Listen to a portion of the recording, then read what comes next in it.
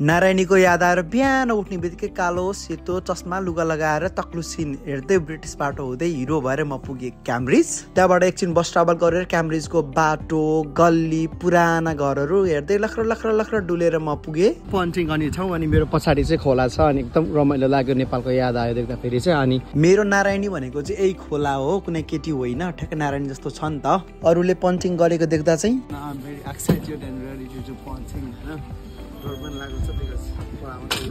अनि यो चाहिँ हाम्रो यङ ह्यान्डसम ब्रिटिस माझी दाइ सबै हिस्टोरिकल प्लेसहरू मजाले एक्सप्लेन गरिदिने रहेछ। त्यहाँबाट अर्ली 90sबाट सुरु भएको रिभर क्याम्पको 50 मिनट्सको पन्टिङ टुर सुरु भयो हाम्रो।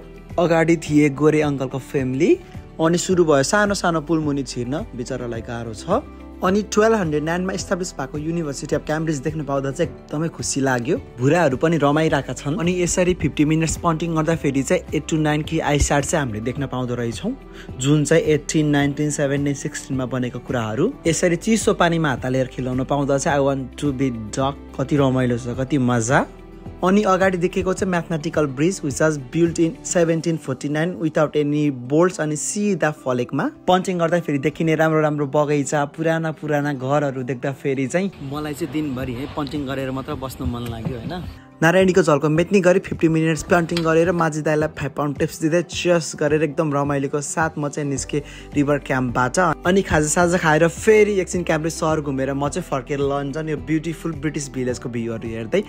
If you want to know about punting just text me. Okay, thank you for watching अनि बाई बाई।